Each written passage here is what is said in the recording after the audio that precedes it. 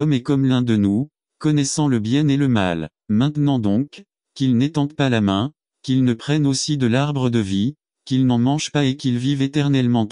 23 Et l'Éternel les fit sortir du jardin d'Éden, pour cultiver le sol d'où il avait été tiré.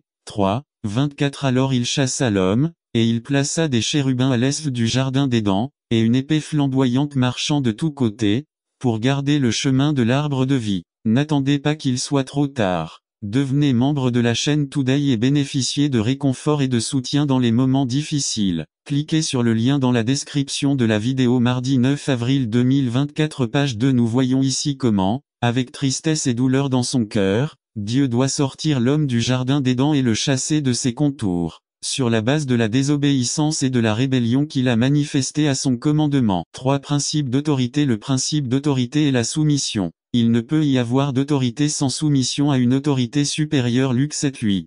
Jésus a donné à ses disciples le pouvoir de chasser les démons et de guérir toutes les maladies. Luc 9-1 L'autorité des disciples reposait sur leur soumission à la direction de Jésus. Les disciples, après une campagne d'évangélisation dans différents villages, revinrent joyeux en disant: Seigneur, même les démons nous sont soumis en ton nom. Luc 10-17.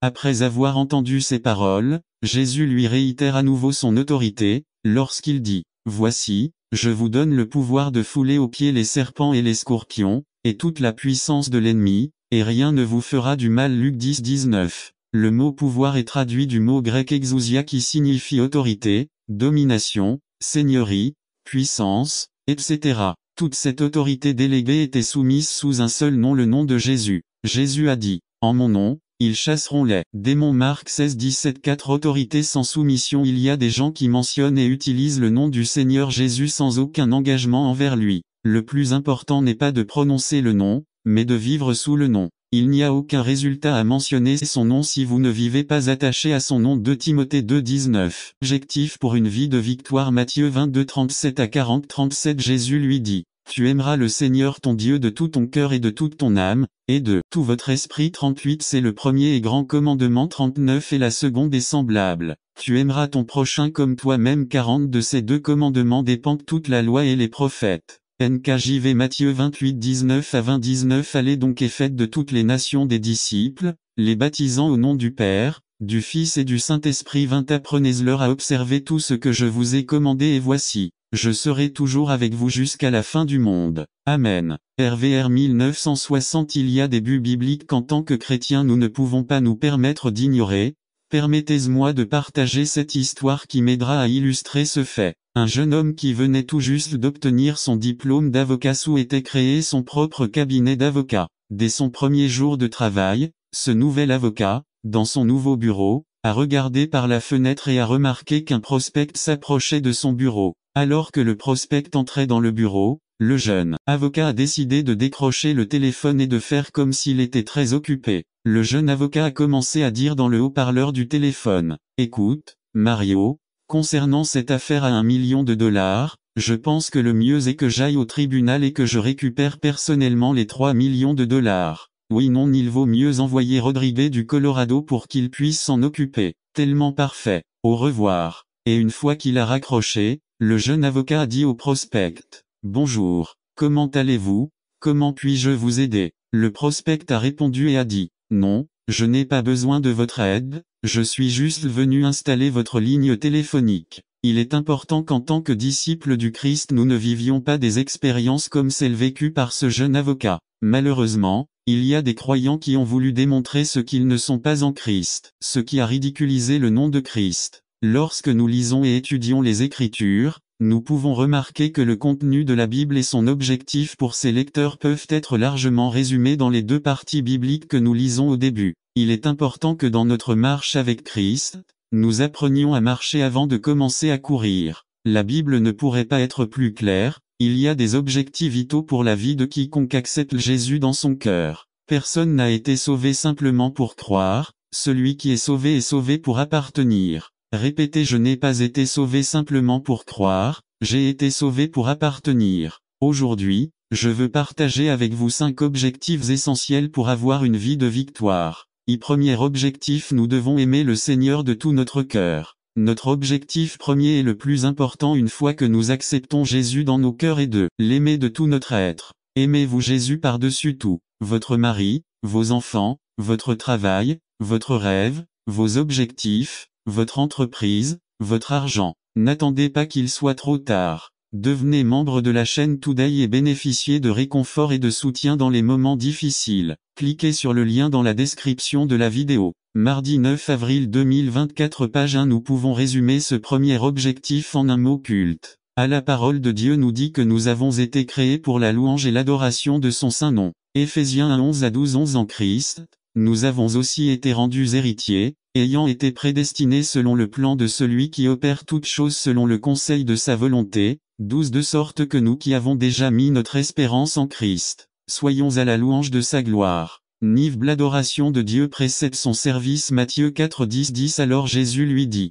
Va-t'en, Satan, car il est écrit, tu adoreras le Seigneur ton Dieu, et tu le serviras lui seul. NKJVC Dans toutes les Écritures, il nous est commandé de célébrer la présence du seul vrai Dieu. Psaume 34 3 3 Magnifiez le Seigneur avec moi, et exaltons ensemble son nom. RVR 1962 Deuxième objectif Nous devons aimer notre prochain comme nous-mêmes. Il est facile de retrouver ceux qu'on aime, ceux avec qui on partage d'agréables moments, parce qu'il est si difficile d'aimer ceux qui nous font du mal et nous traquent, ceux qu'on n'aime pas beaucoup. Cependant, c'est le deuxième commandement le plus important. Notre objectif est d'aimer toute l'humanité, tout comme le Christ. Nous pouvons résumer ce deuxième objectif dans le ministère. Lorsque nous acceptons Jésus dans nos cœurs, nous sommes appelés à servir les autres, pour les combler dans toutes sortes de besoins, qu'ils soient spirituels, émotionnels, relationnels ou physiques. Jacques 2 18 18 Mais quelqu'un dira, vous avez la foi,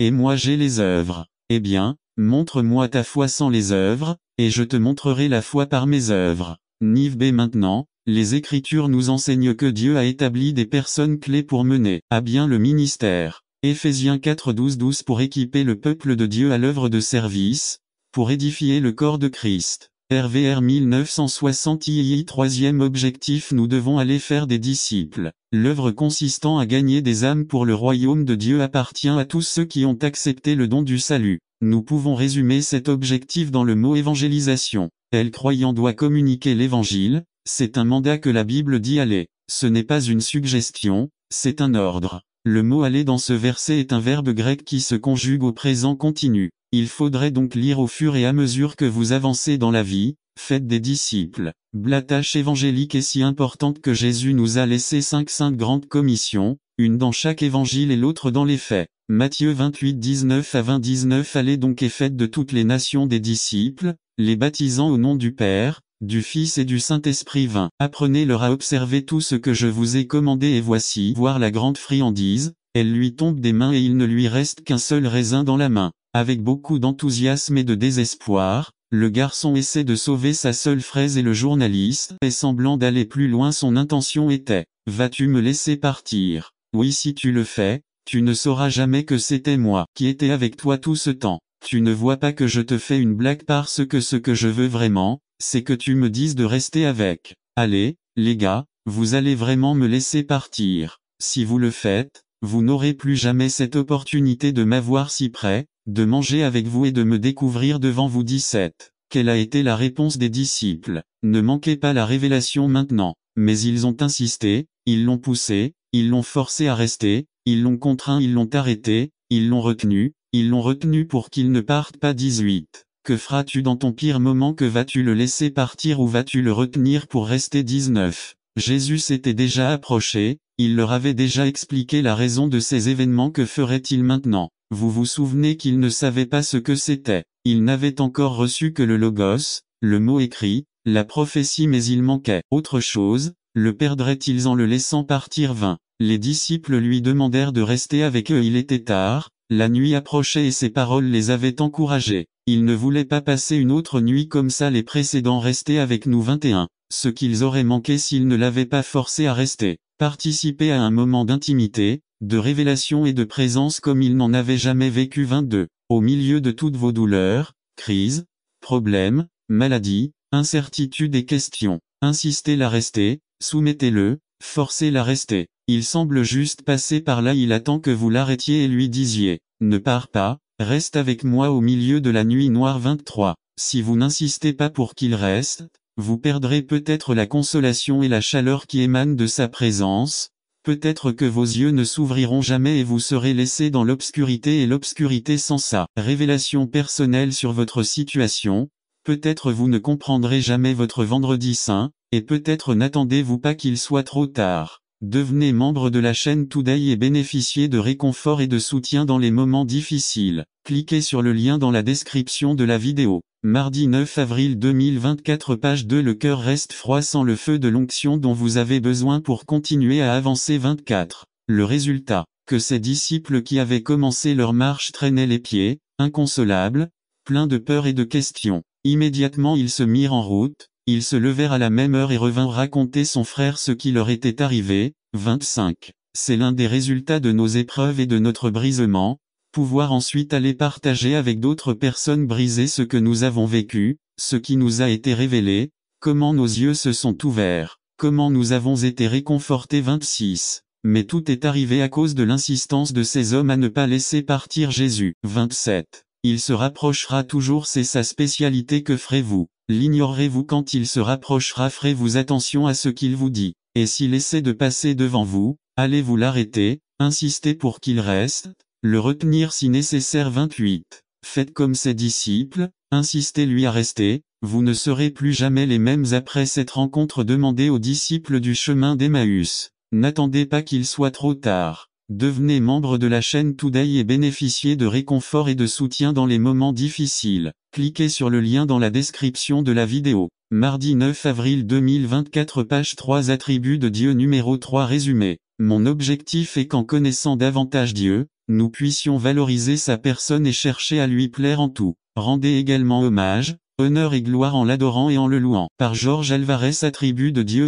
Introduction. Service du soir du 16 février 2003 à Ebenezer, Union City, Californie. Mon objectif est qu'en connaissant davantage Dieu, nous puissions valoriser sa personne et chercher à lui plaire en tout. Rendez également hommage, honneur et gloire en l'adorant et en le louant. Jusqu'à aujourd'hui, nous avons déjà vu les attributs suivants de Dieu. 1. Dieu est fidèle. 2. Dieu est gentil. 3. Dieu est saint. 4. Dieu est immutable. 5. Dieu est éternel. 6. Dieu est majestueux. Aujourd'hui, regardons les attributs suivants. Dieu est omnipotentif, tout-puissant. L'histoire est racontée d'un groupe de scientifiques qui sont venus un jour vers Dieu en disant, « Nous n'avons plus besoin de toi, Dieu. Nous avons découvert le moyen de créer des êtres humains à partir de poussière, tout comme vous. » Dieu leur dit, « Organisons un concours pour créer des êtres humains. » Les scientifiques ont convenu que tout allait bien et ont immédiatement pris la terre en main pour commencer leur travail. Dieu leur dit à ce moment-là, « Attendez un instant, vous devrez créer votre propre terre,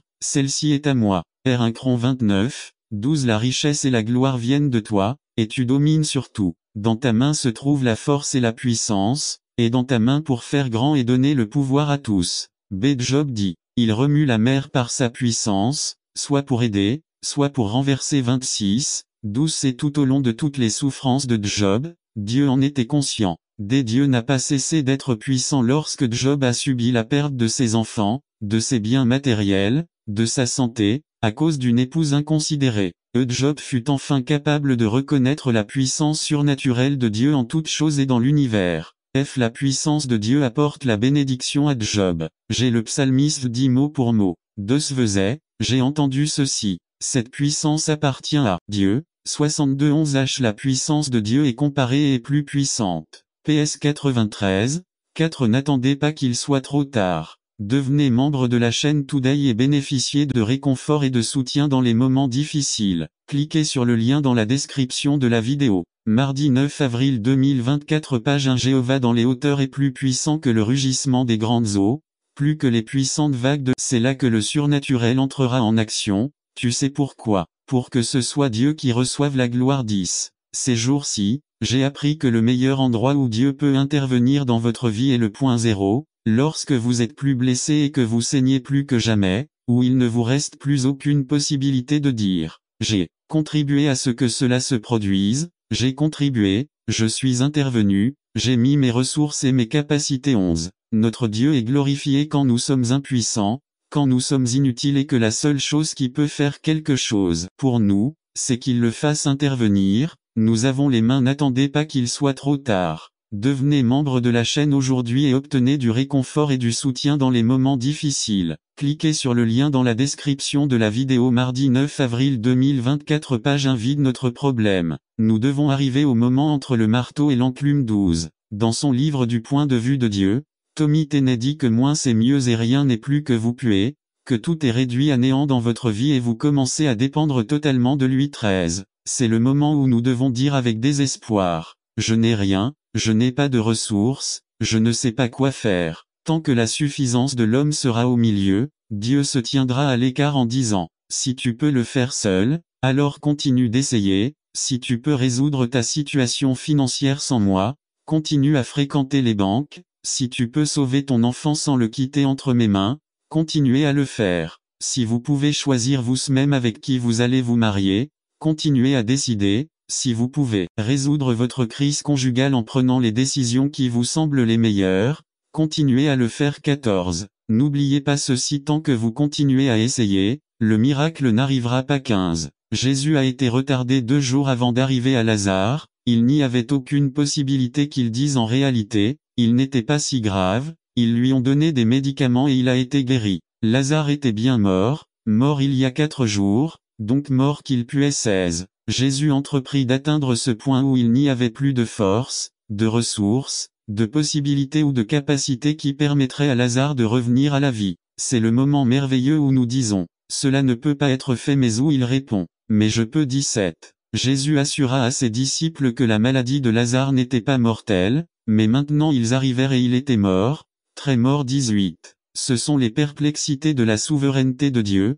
Lazare ne mourrait pas définitivement, mais il mourrait et serait ressuscité. 19. C'est le point où vous ne pouvez plus gérer les choses et pouvez seulement lui permettre de faire quelque chose pour vous, mais Dieu ne le fera pas tant que vous ne serez pas mort, si mort que vous puez. 20. Dieu attend que vous soyez suffisamment mort, vous attendiez qu'il vienne alors que vous étiez encore au lit en train de vous évanouir, vous attendiez qu'il vienne alors que vous étiez bandé ou placé dans la tombe, mais attendez que vous avez été mort depuis 4 jours. 21. Oui, parce que seulement à ce moment-là, quand vous êtes au plus bas, quand vous n'avez aucune force, quand vous ne voyez aucune possibilité, quand il semble que tout est ruiné et perdu, il viendra vous donner la vie, il viendra vous donner de la force, il ouvrira les portes des ténèbres, il donnera de la chaleur aux cadavres, à l'âme morte, à l'esprit mort. Conclusion 22. Dieu attendra que vos rêves, votre chair, vos ambitions et votre ego puent, pour qu'il vous ressuscite, alors que la main humaine et les ressources humaines ne peuvent pas sauver ou restaurer. Vous ne pourrez pas dire,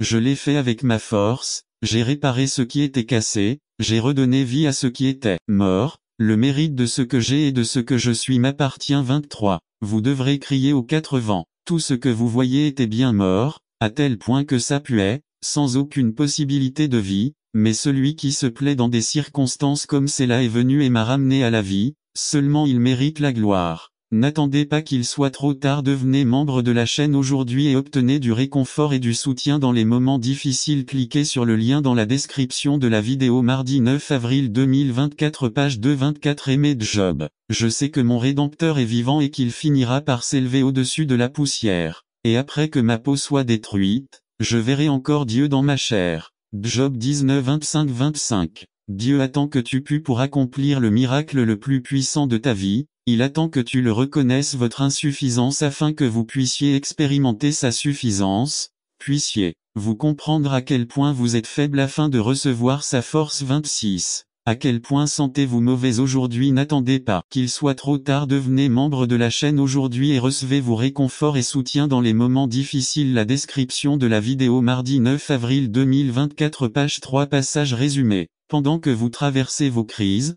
situations, blessures et problèmes, il est nécessaire que Jésus passe par votre Samarie pour vous offrir toit eau de vie. Quignon passe en Jean 4, 1-4. Introduction 1. Jésus et les pharisiens avaient eu un argument selon lequel il avait baptisé plus de gens que Jean, c'était l'excuse superficielle, la vraie était que les gens suivaient maintenant Jésus et pas eux deux. Les gens n'allaient plus les écouter enseigner ou prêcher. 3. Jésus se rendit donc dans une autre région, non pas dans une autre ville juive mais dans un territoire interdit. 4. Territoire samaritain. Les Samaritains étaient mêlés aux Juifs et aux Babyloniens et pendant des décennies ils entretenaient ce conflit religieux et culturel. 5. Pour un Juif, boire ou manger avec un Samaritain était comme manger du porc, cela le rendait cérémonieusement impur. Corps du message 6. Jésus a dû passer par la Samarie. Jésus va à n'importe quelle distance et n'importe quel endroit pour atteindre les perdus avec la vérité de l'Évangile. Il parcourra n'importe quelle distance et n'importe quel endroit pour vous trouver. 7. Jésus est allé dans une région particulière. Prêtez attention,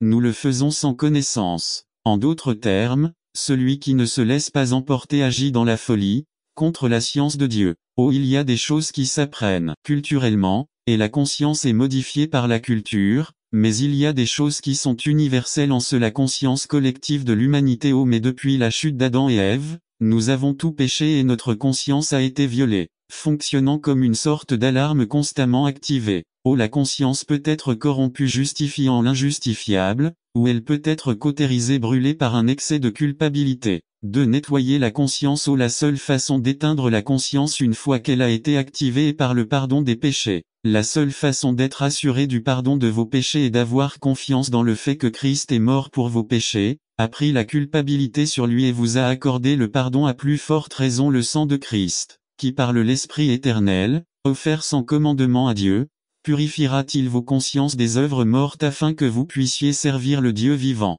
Hébreux 9:14. Aucun de nous ne peut dire qu'il n'a pas péché, mais si nous confessons nos péchés, il est fidèle et juste pour pardonner nos péchés et nous purifier de toute injustice. Aucun de nous ne peut dire qu'il est innocent, mais pardonné, non sans péché, mais purifié, sanctifié par la puissance du Saint-Esprit. N'attendez pas qu'il soit trop tard. Devenez membre de la chaîne Today et bénéficiez de réconfort et de soutien dans les moments difficiles. Cliquez sur le lien dans la description de la vidéo. Mardi 9 avril 2024 page 1. La culpabilité morale, spirituelle et émotionnelle peut être purifiée par la foi en Jésus-Christ. Paul lui-même, dont nous savons qu'il était coupable d'avoir persécuté l'Église et d'avoir consenti à la mort d'Étienne, pourrait dire que de son aîné je sers Dieu avec une bonne conscience. David, qui était coupable de nombreuses morts et d'être le cerveau du meurtre d'Uri, après s'être humilié devant Dieu de tout son cœur, a été pardonné par Dieu. Y maintenir une bonne conscience dans le Saint-Esprit. Mais en tant que chrétien,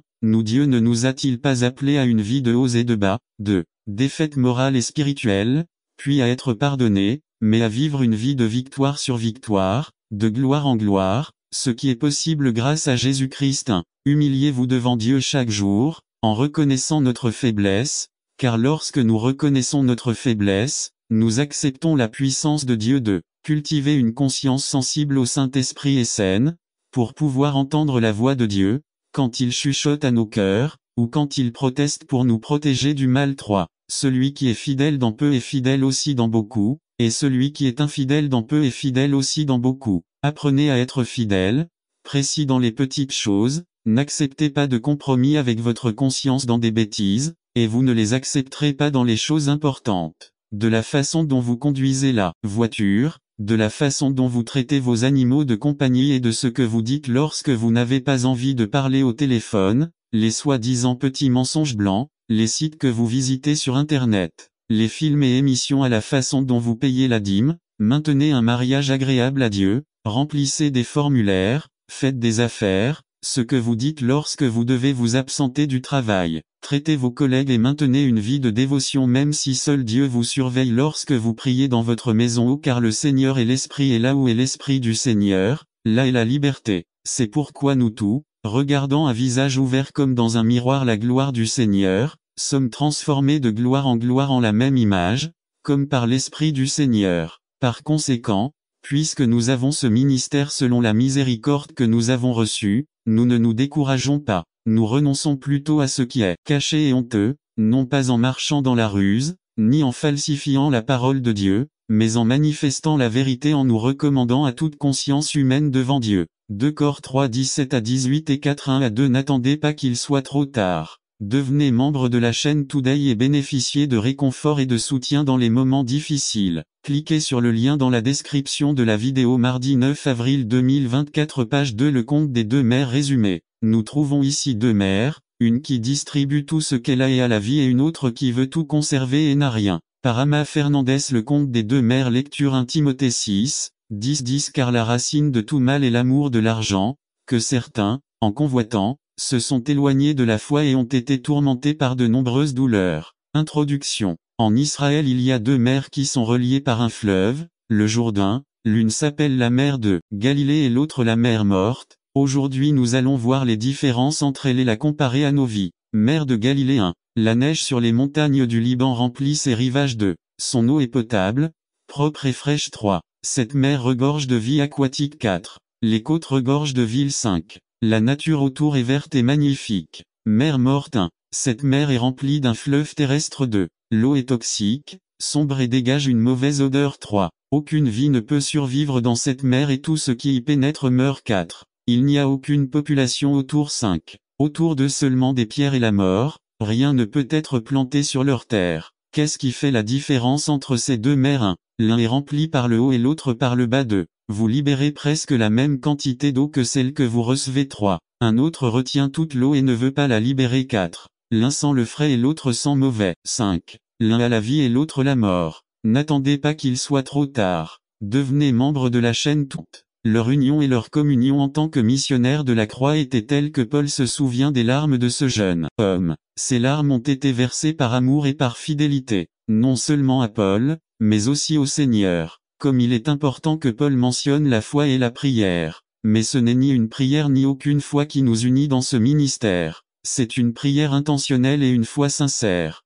Ce dernier est 1024 pages 1 IUN Chef de Dieu 1 Pierre 5, 1 aux anciens qui sont parmi vous, moi, qui suis un ancien comme eux, témoin des souffrances du Christ et ayant part avec eux à la gloire qui est à venir révélée. Je vous en prie, à l'intention de Dieu était de laisser une structure dans l'Église. Dieu a désigné des dirigeants mûrs et spirituels dans la congrégation pour superviser l'Église. Les anciens de l'Église sont les bergers du troupeau de Dieu qu'il leur a confié. Berger ancien de Dieu a une triple responsabilité devant le troupeau 1 nourrir le troupeau 2 protéger le troupeau 3 guider le troupeau. Actes 20 28 à 31 28 Prenez soin de vous et de tout le troupeau sur lequel le Saint-Esprit vous a établi surveillant pour paître l'Église de Dieu, qu'il a acquise avec son propre sang 29 Je sais qu'après mon départ, des loups féroces entreront parmi vous et chercheront à détruire le troupeau 30 Même parmi vous, il s'en élèvera quelques-uns qui enseigneront des mensonges pour séduire les disciples qui les suivent 31 Alors sois vigilant. Rappelez-vous que jour et nuit,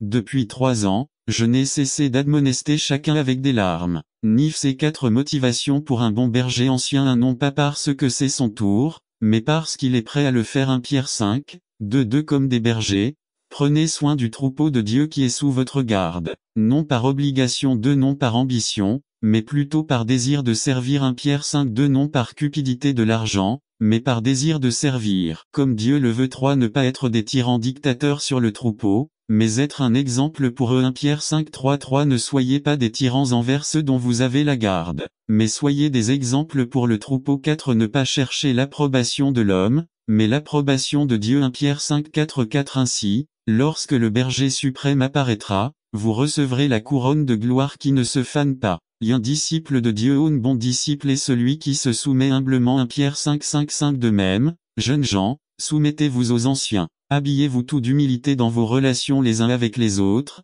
car Dieu s'oppose aux orgueilleux, mais il fait grâce aux humbles. Bon disciple est celui qui est fortifié par Dieu 1 Pierre 5 6 à 7 6 Humiliez-vous donc sous la puissante main de Dieu, afin qu'il vous élève au temps convenable rejette sur lui toute inquiétude, car il prend soin de toi. N'attendez pas qu'il soit trop tard. Devenez membre de la chaîne Today et bénéficiez de réconfort et de soutien dans les moments difficiles. Cliquez sur le lien dans la description de la vidéo. Mar 9 avril 2024 Page 2 Qu'un bon follower est celui qui est totalement occupé, engagé et connecté. 1 Pierre 5 8 Pratiquez la maîtrise de vous-même et soyez vigilants. Son ennemi le diable rôde comme un lion rugissant, cherchant quelqu'un à dévorer. D'un bon suiveur s'inspire mutuellement 1 Pierre 5 9 Résistez-y, en restant ferme dans la foi, sachant que vos frères dans le monde entier endurent le même genre de souffrance. Un bon follower est éternellement motivé, 1 Pierre 5 10 à 11 10 Et après que vous aurez souffert un peu de temps,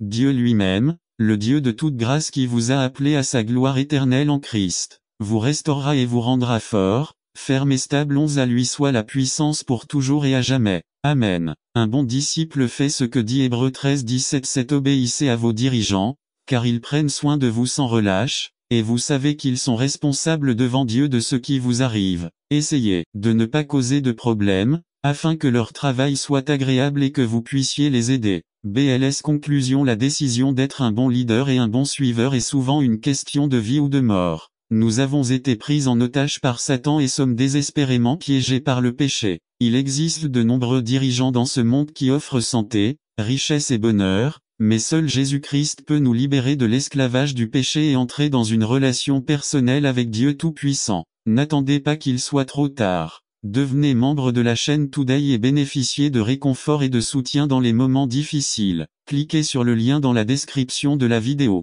Mardi 9 avril 2024 page 3 Une raison pour le renoncement à soi.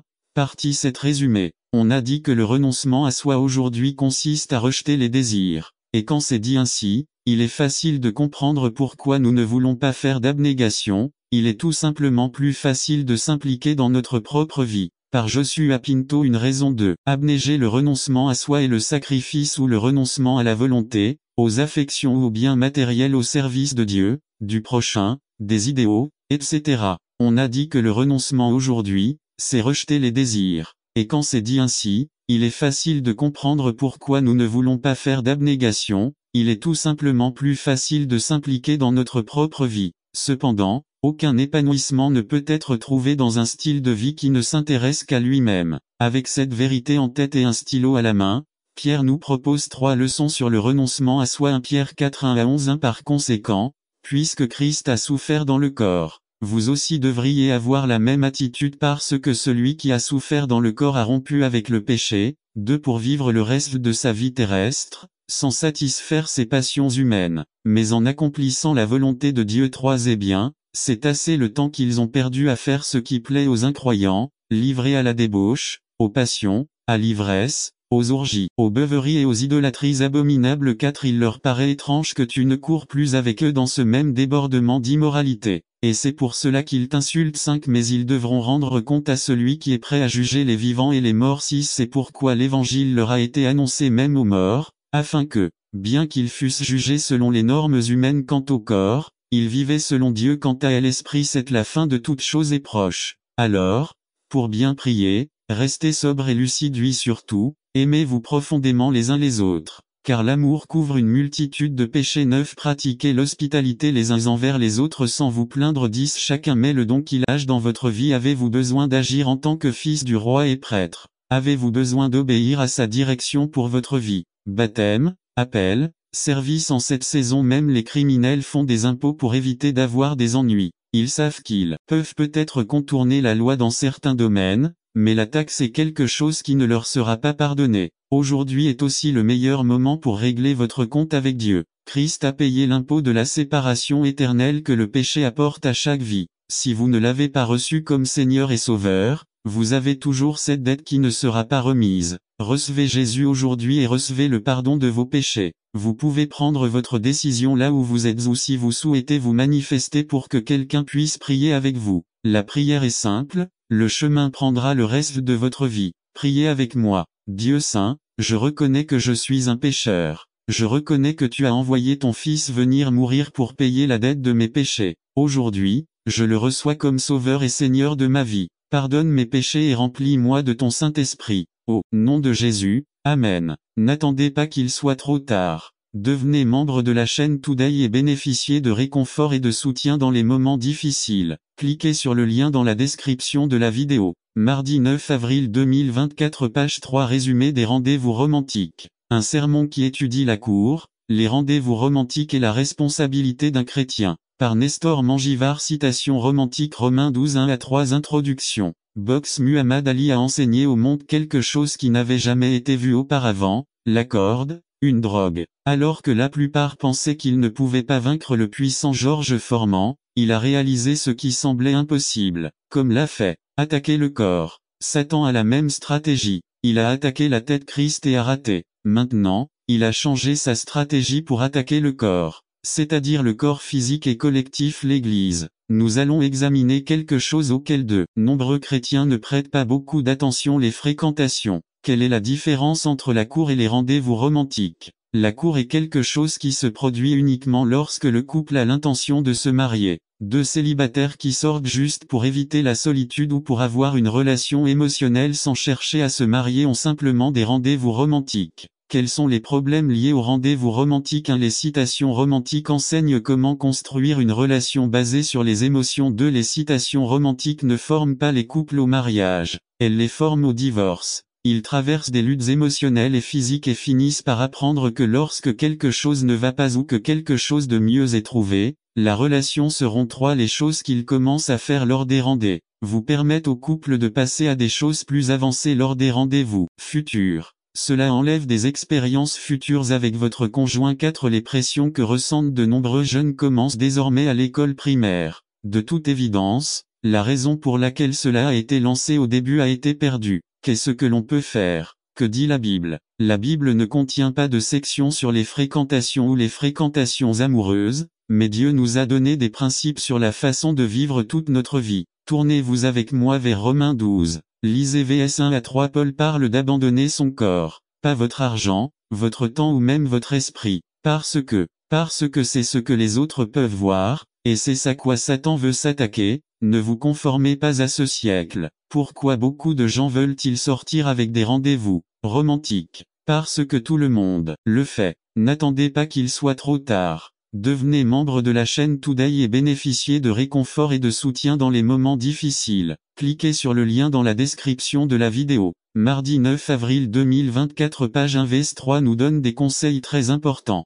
Ne pensez pas que vous êtes plus fort que vous ne l'êtes. De nombreux grands sont tombés à cause de cela. Georges Formand. Regardons également Colossiens 3 9 à 11. Vous ne mentez pas. Cela va complètement à l'opposé de ce que nous voyons chez la plupart de ceux qui cherchent à avoir un rendez-vous romantique. Faites attention à la dernière phrase de vs 11. Si nous sortons avec d'autres chrétiens et que nous savons que Christ est en cette personne, comment allons-nous avoir des rendez-vous comme ceux du monde? Ce n'est pas une excuse pour sortir avec des personnes non converties. 2 Cor 6,14 nous parle de ne pas être sous un joug inégal. Jésus est avec vous lors de vos rendez-vous, que vous l'invitiez ou non. Que dirait quelqu'un que vous avez laissé à propos de votre Sauveur en fonction de votre comportement? 2 Timothée 2,22 ne dit pas de fuir les mauvaises passions de la jeunesse. Que recherchez-vous lorsque vous invitez quelqu'un ou acceptez une invitation à un rendez-vous romantique? Certains pensent probablement que s'ils font cela, comment trouveront-ils un partenaire? Je veux que nous regardions 2 histoires de l'Ancien Testament.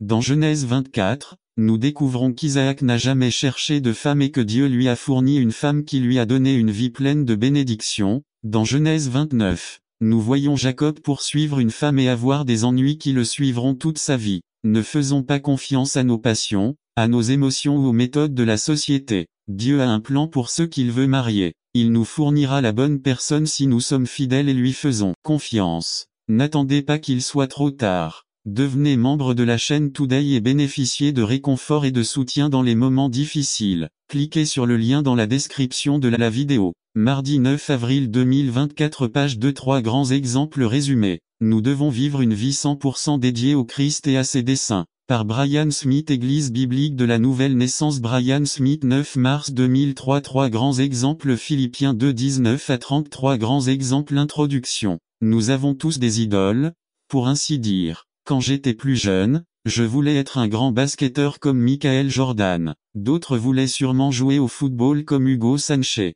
Chacun de nous connaît des personnes que nous admirons énormément. De l'Épître chapitre 2, ce qu'il a déjà dit de la langue, avec sa capacité de détruire ou de construire, et ce qu'il va dire des relations entre frères de même foi au chapitre 4, la paix est une nécessité vitale caractéristique. Dès la 3e caractéristique de la série des adjectifs qualificatifs est définie par la manière réfléchie avec laquelle le sage se rapporte aux autres. Cela dit, la sagesse qui vient d'en haut est d'abord pure, donc il est paisible, tolérant. 1. Vous souvenez-vous de la semaine dernière lorsque nous avons analysé le concept de zèle 3,14. Vous souvenez-vous de la différence entre le zèle positif et le zèle négatif. Rappelez-vous comment le zèle négatif peut posséder des expressions de sainteté pour apparaître comme un zèle positif, mais dans le processus, il apporte avec lui une trace d'amertume un zèle qui prétend être saint, mais qui est intolérant, inconsidéré, non doux, agressif, qui divise. Cela ne peut pas être un zèle positif, cela appartient à une fausse sagesse. 3. Cette caractéristique de la vraie sagesse va de pair avec celle-ci. Elle est modeste, ou, comme son sens originel, elle est soumise au pète. N'attendez pas qu'il soit trop tard. Devenez membre de la chaîne Today et bénéficiez de réconfort et de soutien dans les moments difficiles. Cliquez sur le lien dans la description de la vidéo mardi 9 avril 2024 page 2-4. Ce concept caractérise une personne qui reste ouverte à la raison, par opposition à la personne qui est martelée dans sa position et même les preuves ne la convainquent pas. Ne me donnez pas les faits, mon esprit s'est déjà fait. La caractéristique qui plaît beaucoup à Santiago,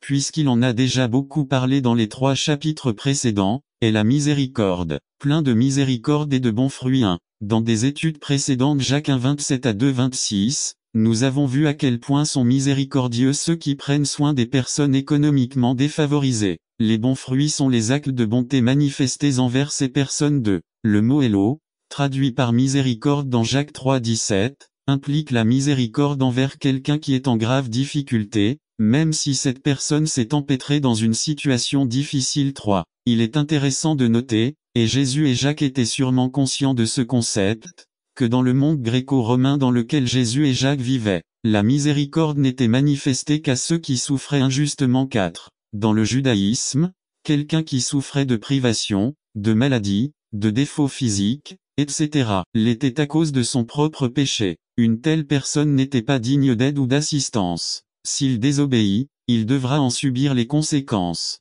Apprendre. Il a eu des ennuis, laissez-le s'en sortir tout seul. Sinon, laissez-le souffrir. 5. Un jour, Jésus vit un homme aveugle de naissance. Les disciples savaient que Jésus le guérirait. Ils lui demandent, « Seigneur, qui a péché, cet homme ou ses parents ?» Autrement dit, si ce sont ses parents qui savent s'il doit être guéri, mais si son état était dû à son propre péché, il ne mérite pas la guérison. Voir Jean 9 1 à 4 6. La miséricorde pour Jésus et Jacques est la capacité d'aller aider sans demander ni remettre en question la raison de la situation. Ni Jésus ni Jacques ne soutiendraient l'idée d'aider uniquement ceux qui souffrent injustement. 7. La miséricorde est une vertu du sage. C'est une caractéristique dans laquelle la miséricorde s'étend même à ceux qui n'en sont pas dignes, même si la personne qui a besoin de moi souffre du sida, ou si elle a fait faillite, s'est écrasée parce qu'elle était ivre, est allée en prison pour trafic de drogue, tout cela à cause de ses propres actions irresponsables. 8.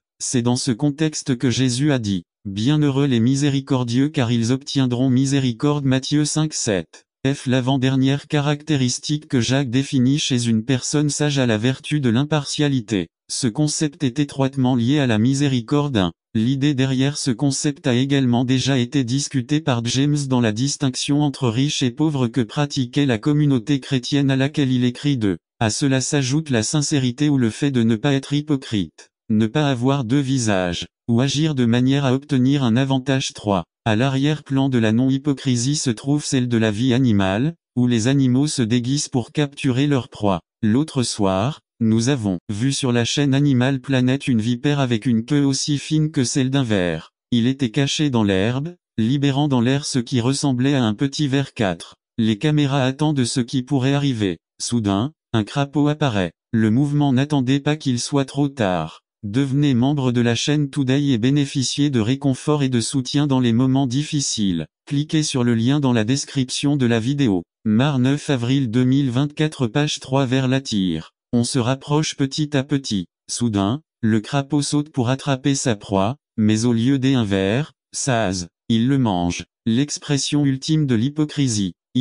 Conclusion. Même si Jacques a terminé sa liste des 7 caractéristiques de la vraie sagesse, il n'a pas terminé son argumentation. En 3.18, il reprend l'une des vertus mentionnées précédemment et met un accent particulier, la paix. 1. La raison pour laquelle il fait cela est évidente. Tout au long du chapitre 3 et dans une grande partie du chapitre 4, Santiago s'inquiète de la souvent nous méprisons la parole de Dieu et nous ne profitons pas de toutes les occasions qu'il nous a données pour l'étudier. De plus, nous nous asseyons avec les méchants qui subissent leur mauvaise influence, trop boire avec nos amis ou bavarder avec nos amis. La vérité est que si cela ne tenait qu'à nous, nous n'atteindrions jamais l'objectif. Eh bien, lorsque la Bible parle de nos transgressions, elle parle de la voix du Seigneur, de la façon dont nous transgressons, c'est-à-dire que nous nous écartons quotidiennement du bon chemin, et à cause de ces déviations, de ces transgressions, nous méritons le châtiment de Dieu en enfer. Mais Christ est venu pour nous donner le chemin du ciel,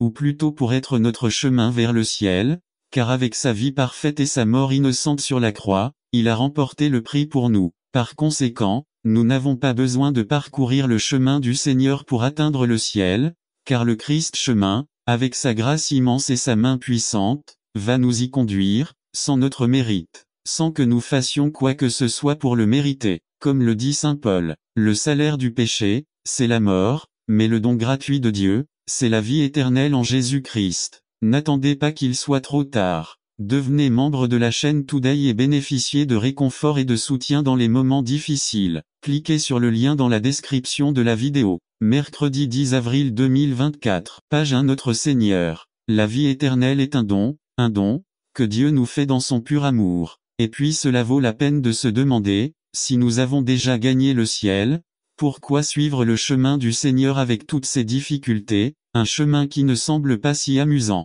Il s'agit avant tout de remercier notre Dieu qui nous a tout donné. Saint Jean a écrit que nous l'aimons parce qu'il nous a aimés le premier, et Saint Paul nous encourage à offrir notre corps, notre vie, comme un sacrifice vivant, saint et agréable à Dieu pour le remercier de ses miséricordes. Et nous avons la promesse de Dieu que suivre son chemin nous apportera le vrai bonheur. Le premier verset du texte dit, « Bienheureux l'homme ». Le mot hébreu pour bienheureux signifie littéralement heureux. Heureux l'homme qui suit la voie du Seigneur. Lorsque le diable nous présente le chemin de marcher avec d'autres femmes ou d'autres hommes, de tromper notre partenaire, ou le chemin de se saouler, ou le chemin de dormir le dimanche matin au lieu d'aller à l'église, il le présente comme quelque chose que cela nous donnera du bonheur, quelque chose de plus amusant que la voie du Seigneur. Mais c'est un mensonge, ceux qui ont parcouru ces chemins savent le contraire. Ils ressentent de la culpabilité, ils ressentent les inquiétudes, ils connaissent les problèmes qui découlent de leurs péchés,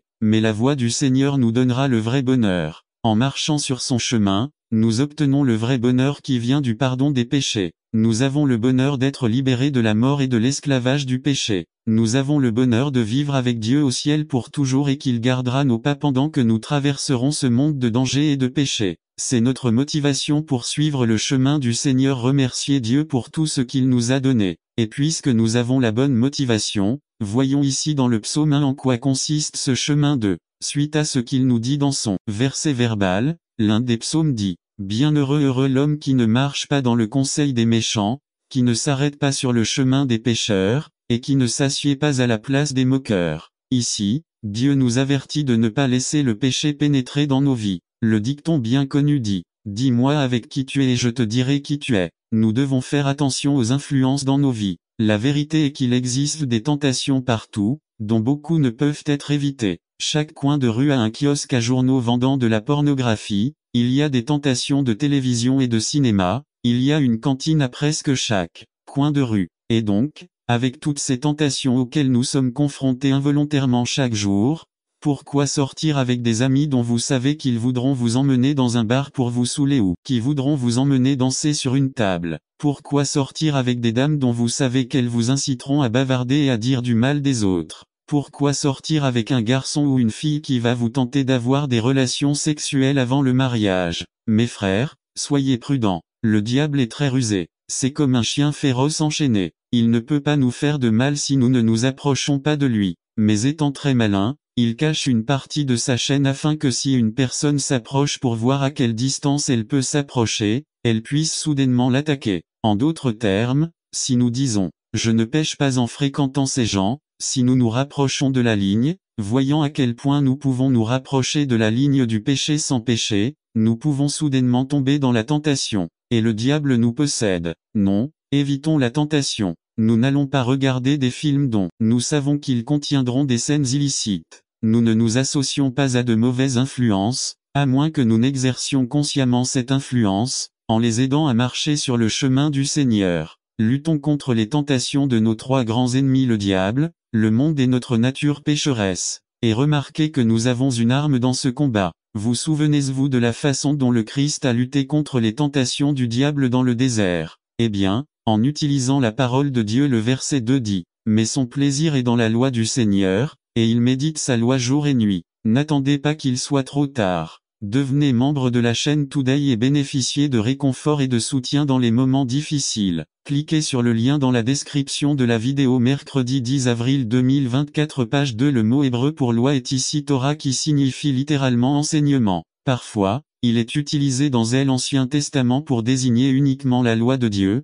mais à de nombreuses reprises, comme ici, il fait référence à la parole entière de Dieu, à la loi et à l'Évangile. Pour nous qui marchons dans la voie du Seigneur, l'Évangile fait nos délices, car c'est la bonne nouvelle de ce que Christ a fait pour nous gagner le salut. Et par conséquent, la loi de Dieu fait aussi nos délices, car nous voulons obéir à ses commandements pour le remercier du salut qu'il nous donne. Jusqu'à ce que cette même parole nous donne la force d'obéir aux commandements de Dieu, elle nous donne la paix, le bonheur. Eh bien, comme nous l'avons vu la semaine dernière, il y a 168 heures dans la semaine, non. Et si la parole de Dieu est notre force et notre paix, comment pouvons-nous espérer être capables de faire face aux dangers, aux problèmes et aux tentations de notre vie quotidienne s'il y a 166 heures de tentation et de danger et seulement 1 heure ou 2 heures par semaine la parole de Dieu? Eh bien, alors que nous voyons la paix, le bonheur et la force qui nous appartiennent à travers la parole de Dieu, il est clair que la parole de Dieu aura la priorité dans nos vies. À quoi sert de travailler dur chaque jour si nous laissons de côté la parole de Dieu?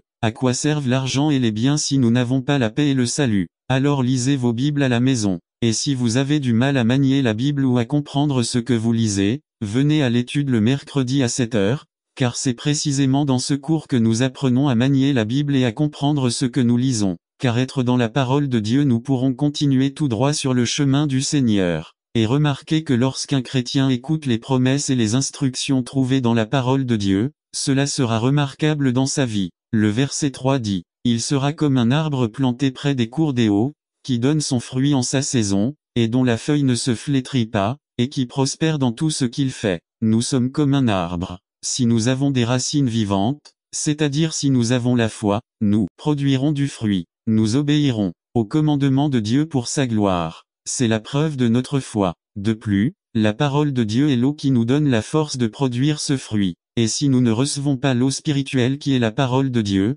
nous ne produirons pas de fruits jusqu'à ce que nous puissions mourir spirituellement. Tout comme le psalmiste avertit les méchants, ils sont comme la balle que le vent emporte. Alors, puisque nous avons été arrosés par la parole de Dieu, produisons du fruit. Soyez de bons gestionnaires, administrateurs des bénédictions que Dieu vous a accordées. Servez Dieu avec vos talents, votre temps et vos trésors. Montrez-vous de l'amour les uns envers les autres, car telle est la voie du Seigneur. Mes frères, Jésus-Christ, le chemin, est venu nous donner le ciel. Le salut nous appartient gratuitement. Le Christ va nous emmener dans notre demeure céleste. Suivons donc le chemin du Seigneur pour le remercier pour ce don. Fuyez la tentation, étudiez la parole de Dieu, produisez du fruit. Eh bien, suivez la voie du Seigneur. Amen. N'attendez pas qu'il soit trop tard. Devenez membre de la chaîne Today et bénéficiez de réconfort et de soutien dans les moments difficiles. Cliquez sur le lien dans la description de la vidéo. Mercredi 10 avril 2024 page 3. Oui, vous pouvez résumer. Avec la force que Dieu nous donne dans sa parole, nous pouvons faire face à n'importe quel danger et menace avec confiance. Par Andrew Schroe. Et l'histoire de Daniel dans la fosse aux lions est une histoire bien connue, n'est-ce pas que nous entendons depuis que nous sommes très enfants. Comme le roi Darius a signé un édit qui stipulait que dans les 30 jours seulement, il ne pourrait être adoré qu'aucun autre dieu ou homme, et que si quelqu'un osait adorer un autre dieu, il serait condamné à mort dans la fosse aux lions. Vous vous souvenez, droite. Eh bien, maintenant, je vais relire cette histoire qui sert de base à notre méditation de ce matin, et pendant que vous écoutez cette histoire de Daniel dans la fosse aux lions, je veux que vous réfléchissiez si vous pourriez faire ce que Daniel avait fait dans cette histoire. Si vous pouviez tenir bon face à la menace de mort ainsi, nous lisons dans le livre de Daniel 6 10 à 12 puis 16 à 23. Il est dit comme ceci alors, qu'en penses-tu? Pourriez-vous faire ce que Daniel a fait? Eh bien, que diriez-vous d'un exemple un peu plus récent? Il y a 4 siècles, un pauvre moine allemand, Martin Luther, ouvrit sa Bible et découvrit que ce que l'Église enseignait n'était pas en accord avec ce que dit la Bible. Dans sa joie, il essaya de partager avec tout le monde ce que disait la Bible, mais l'Église s'y opposa parce qu'il ne voulait pas changer ce qu'il enseignait depuis des siècles, jusqu'à ce qu'on convoque un tribunal pour juger ce moine allemand. Après tout, Martin Luther s'est retrouvé devant un tribunal de l'un des dirigeants les plus puissants de son époque, appelé la Diète de Worms. Et ce tribunal a présenté à Luther deux options: renoncer à tout ce qu'il avait écrit et dit concernant la Bible ou être condamné à mort. Imaginez, il y avait Luther derrière une table sur laquelle se trouvaient tous les livres qu'il avait écrits, devant un tribunal qui avait le pouvoir de le condamner à mort et qui devait maintenant trancher. Ensuite, Luther a demandé une nuit pour y réfléchir. Et après une nuit certainement passée dans la prière et l'angoisse, Luther se leva devant ce tribunal et leur dit: si vous ne pouvez pas me prouver par la Bible que j'ai tort, je ne peux pas et je ne renoncerai pas à ce que j'ai écrit. Ce que j'ai écrit, je l'ai écrit. C'est comme ça que je reste. Dieu aide-moi. Amen. Et avec ces mots, il fut condamné à mort, un criminel qui devait se cacher pour rester en vie. Pourriez-vous faire ça? Eh bien, aujourd'hui, nous allons voir que oui, tout comme le dit l'équipe mexicaine, oui, nous pouvons, mais pas à cause de notre force et de notre courage, mais pour deux raisons: un, parce que nous avons été déclarés innocents aux yeux de Dieu, et deux, parce que Dieu Tout-Puissant va nous donner la force de le faire. Et parce que nous avons été déclarés innocents aux yeux de Dieu. Eh bien, on voit quelque chose d'un peu surprenant dans le texte de ce matin, non, que Daniel, après avoir appris ce que le roi Darius avait ordonné, se rendit immédiatement dans sa chambre pour prier Dieu comme c'était sa coutume, désobéissant à l'édit du roi. En fait, il n'a même pas essayé de cacher ce qu'il faisait, mais a plutôt ouvert les fenêtres pour donner à tout le monde l'occasion de le voir. Comment se fait-il qu'il n'ait pas peur de la colère du roi, ou du moins des lions affamés qui l'attendaient pour sa désobéissance? Eh bien, Daniel lui-même nous dit pourquoi il n'avait pas peur au verset 22, il dit que devant Dieu il a été reconnu innocent, il a été reconnu innocent. Eh bien, la vérité est que devant le roi, il n'a pas été déclaré innocent, n'est-ce pas? Même si le roi ne voulait pas vraiment condamner son fidèle serviteur Daniel, il a dû le faire parce que Daniel avait enfreint la loi. Mais aux yeux de Dieu, Daniel a été déclaré innocent. Il a obéi à ce que Dieu nous dit dans Actes 5, 29. Il faut obéir à Dieu plutôt qu'aux hommes. Mais Daniel était-il si innocent? Je vous dis non. Remarquez que Daniel était un homme comme nous tous, c'est-à-dire qu'il était un pécheur. Ce n'était pas parfait, ce n'était pas innocent. Car, comme le disait saint Paul, tous ont péché et sont privés de la gloire de Dieu. Et étant donné, n'attendez pas qu'il soit trop tard. Devenez membre de la chaîne Today et bénéficiez de réconfort et de soutien dans les moments difficiles. Cliquez sur le lien dans la description de la vidéo. Mercredi 10 avril 2024, page 1. Qui était un pécheur, méritait le verdict de culpabilité devant Dieu et le châtiment éternel en enfer. Mais on voit ici qu'il a été déclaré innocent. Non, il a été déclaré innocent parce que même à l'époque de Daniel, 500 ans avant Jésus-Christ, ce que Jésus allait faire était un fait. Eh bien, le prophète Isaïe, quelques siècles avant Jésus-Christ, a écrit avec une grande certitude ce que Jésus allait faire, jusqu'à ce qu'il l'écrive comme cela aurait déjà eu lieu. Il a écrit: mais il était blessé pour nos transgressions, meurtri pour nos péchés, le châtiment de notre paix est tombé sur lui, et c'est par ses meurtrissures que nous avons été guéris. Dieu a déclaré Daniel et tous les croyants de l'Ancien Testament innocents parce qu'il allait envoyer un sauveur qui allait subir le châtiment pour tous leurs péchés. Et Daniel, en faisant confiance à ce fait, a été déclaré innocent, et pour cette raison, il n'allait pas changer ce salut qu'il avait pour rien. Comme nous l'avons vu dans la deuxième lecture de ce matin, saint Paul encourage chacun à rester ferme dans la liberté avec laquelle le Christ nous a rendus libres et à ne plus être soumis au joug de l'esclavage. Daniel avait le salut et il n'allait pas l'échanger contre l'esclavage du péché et de la mort. Je n'avais vraiment pas le choix, n'est-ce pas? Pourquoi sauver la vie ici dans ce monde pour la perdre pour l'éternité? Cela n'a pas de sens, n'est-ce pas? J'imagine que Luther a également ressenti la même chose et remarqué que nous aussi, parce que nous aussi, tout comme Daniel, sommes des pécheurs. Nous pouvons voir ce fait dans n'importe lequel des 10 commandements. Par exemple, cette semaine, dans l'un de mes cours, nous avons étudié le 8e commandement: tu ne porteras pas de faux témoignages contre ton prochain. Combien de fois par semaine bavardons-nous, mentons-nous, ou du moins ne prenons-nous pas les paroles et les actions des autres de la meilleure façon possible? Nous nous mettons en colère contre eux. Nous pensons au pire de tant d'autres et remarquons que cela n'est qu'un des commandements. Par nature, nous ne sommes pas innocents, mais nous méritons le châtiment de Dieu qui est l'étang de feu, la souffrance éternelle en enfer. Mais, cependant, nous avons été déclarés innocents par Dieu, car par le sacrifice de Jésus-Christ sur la croix, Dieu nous justifie. On a beaucoup vu ce mot dans les études ces dernières semaines, justification. Vous souvenez-vous de ce que cela signifie? Que Dieu nous déclare innocents. Oui, aux yeux de Dieu nous sommes innocents, parfaits, saints, et alors nous avons le salut. Or, même la mort ne peut pas nous séparer de l'amour de Dieu qui est en Jésus-Christ notre Seigneur. Et c'est pour cette raison que nous aussi pouvons rester fermes, même face à la menace de mort, parce que nous sommes innocents, nous avons le paradis. Ce fait, que nous avons déjà le salut, nous donne confiance et courage lorsque les ennemis de la foi nous attaquent, lorsque nous faisons face à des situations difficiles à cause de notre foi en Christ.